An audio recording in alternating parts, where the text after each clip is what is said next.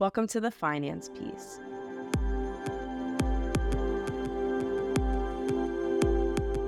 You may be asking yourself, why is it so hard to talk to my partner about money? Or why are we constantly fighting about it when we do talk about it? And I want you to know that conflicts and discomfort around talking about money is one of the most common issues that couples face when coming into couples therapy. Some of the other ones are around sex and communication. So we can see that there's kind of a theme between these three, right?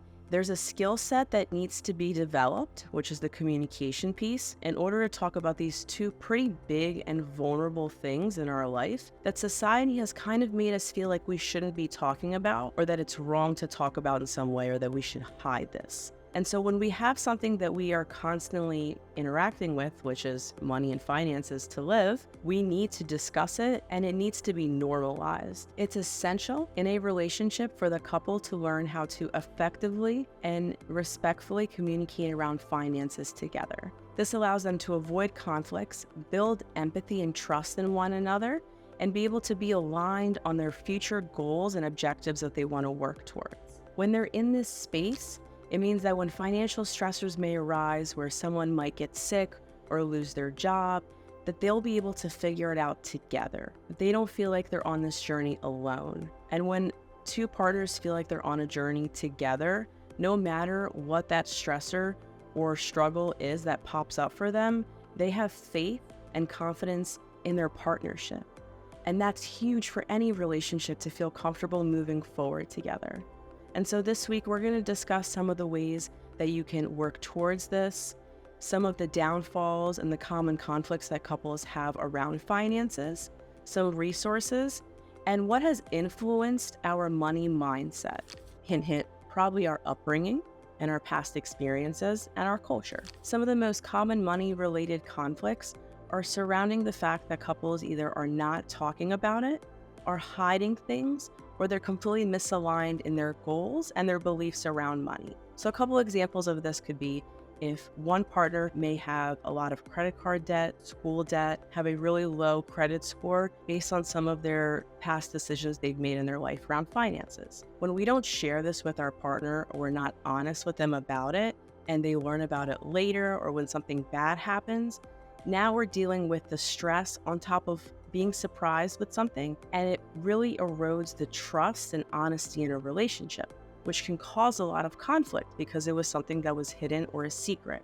Another secret that can really cause issues in a relationship is having secret bank accounts or secret investments, things that are not told, that are intentionally hidden away from your partner. These things really break down the trust between the two of you. When we take the time to really learn and reflect about our money mindset and our partner's money mindset, it allows us to build empathy and use that information for future planning and having more open discussions where we normalize this topic and working together as a team. And so some of the things that may influence this money mindset can start with when we're growing up, right? We have this observational learning as children where we kind of watch and feel how our family, particularly our parents or caregivers, manage money. So are they constantly talking about how stressful it is, arguing about it themselves, or does it feel pretty comfortable at home? You never really thought about money or finances while you were growing up. It just wasn't an issue or something that came up in your house, right? The things that we observe around us when we're growing up starts to feed the beliefs and narratives that we have around it. And that also can contribute to our spending habits and the way that we use money. There's also a lot of associations that we may have with it. So some people have these negative associations with money or finances. They may see it as something that's stressful, that there's never enough of, that we have to work really hard just to get by to get it. Other people may have a different experience. They may associate it with joy or freedom, that it comes in abundance, and it's a resource and tool for them to use. So when we look through these different lenses, you can see how the way we act and behave and think about it is going to be very different based on that belief system. We also might have our own personal experiences while we're growing up or as adults that could really impact how we feel and talk about money. So this could be some financial traumas where either your family or you may have been bankrupt. You could have been poor or homeless at some point in your life, right? That is going to negatively impact how you view and talk about money. You may have lost a job, lost somebody in your family due to this, or had to move out of your house, right? So when we have these traumatic experiences that shape and change our life, it's going to be really difficult to talk about this or to see it in a positive way or to look forward to these conversations with our partner. Another influential factor is, was money used as a reward or punishment when we were growing up, right? If you did something good, were you rewarded with a tangible gift or with money? And if you did something bad or wrong or got in trouble, were you punished by having that taken away from you? That might also be the way that you treat money now in your life, right? It might be a source of happiness or avoiding pain.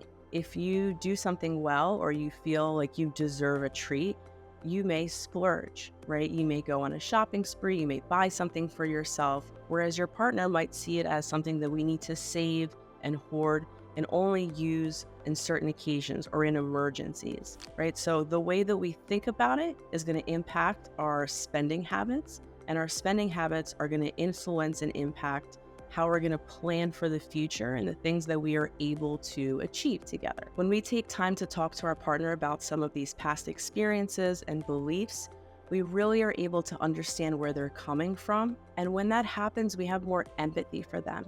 We take a step back from blaming or pointing the finger or even being frustrated with their decisions to having more of this understanding position when we can validate them and think about different ways that we can learn these new skills together. Because financial literacy is a skill. It's something that's learned and not just innate for people.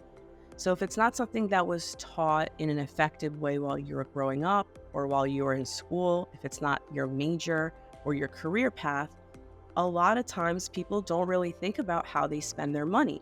They just think about how much they have and what they want and moving forward. But when a couple takes the time to normalize conversations where they have a specific meeting, they have a date and time set in mind, and they sit down and they look at all their finances together and they think about how they want to spend their life, what are their priorities in their relationship, then they're able to plan for the future and have goals. And when we have measurable goals, there are certain objectives that we can meet. And so when you and your partner set these goals and objectives, there's something that you can reach to every time that you have these meetings. Are we following the plan? Are there certain things that are off track? What do we need to do less or more of?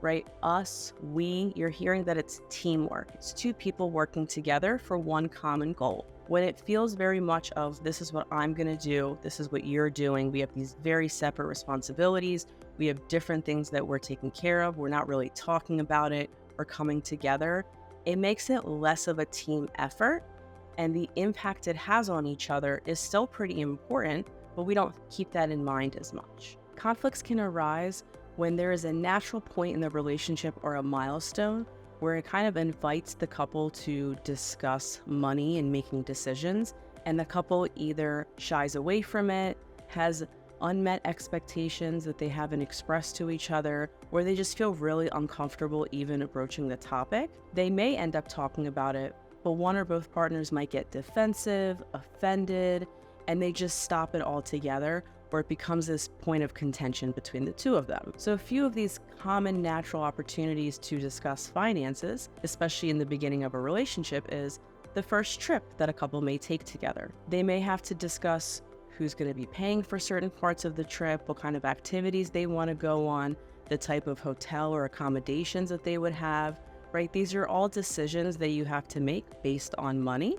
And if the two of you aren't discussing that, then it might create an awkward situation when it comes time to pay for things, you're avoiding the conversation. Another milestone in a relationship would be when a couple moves in together.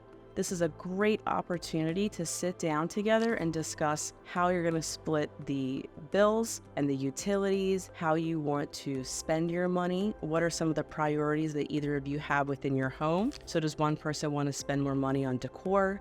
Does the other person want to save more? right? These are going to be things that you want to discuss so that the expectations are clear and we're not making assumptions. Another big step in a relationship that's a great opportunity and an essential time to discuss finances is when a couple gets engaged, right? So the two of you have decided you want to spend your life together and you want to blend things and share that life. So that's going to mean, how are we going to pay for certain things? How do we want to plan our future? What are our priorities? Do we want to have children? Is one person going to work? Is one not? Are both partners going to work? If we don't want to have kids, what's that going to look like, right? There's going to be a lot of these joint decisions now that impact the both of you very directly as you're planning on getting married. And so if we're not having conversations during these big milestones in a relationship, this issue is going to perpetuate and it's going to get bigger and bigger to the point when you do finally discuss it, it's probably going to be around something that has happened negatively, or there needs to be a decision made immediately, or someone has already made a decision without checking in with their partner. And so as we've discussed in previous weeks, communication is so essential for being able to have these deep, important discussions with each other. And not only communication on its own, but how are we expressing our message? It could be any topic that we discuss, but the way that we talk about it and the way we treat each other and how we choose to problem solve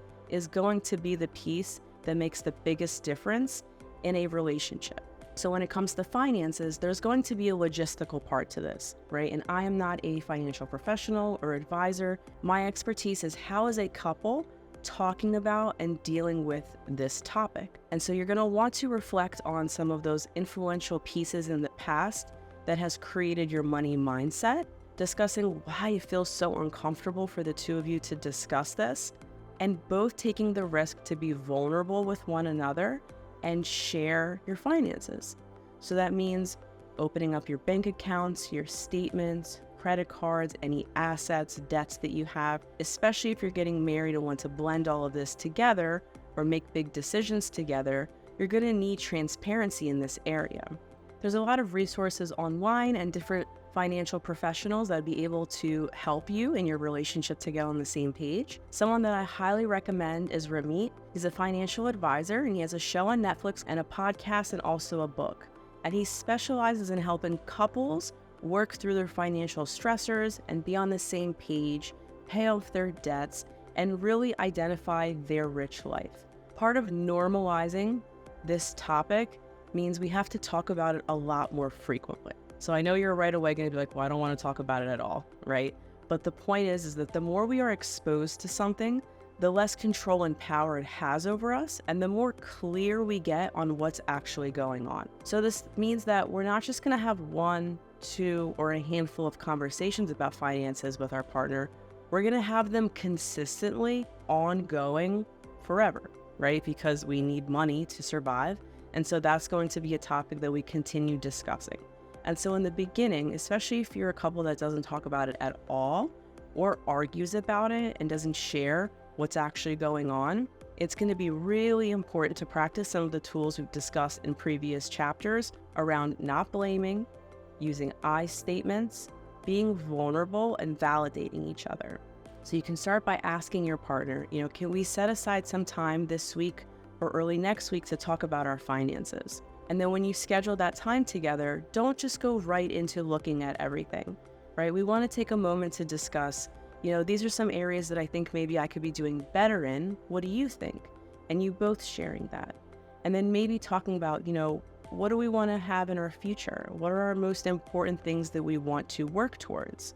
We want to be able to be on the same page and aligned about what we want to work towards together as a team, and then figure out a plan. And when we figure out that plan, then it's being able to check in consistently. So this is going to look like bi-weekly or monthly. I wouldn't suggest waiting for every quarter or every year because too much time has passed. But I would say bi-weekly or monthly to have these discussions and to look at your budgets, look at your plan, look at your statements. And if things change or your circumstances change, this is a great opportunity early on to catch that and be able to shift and pivot together.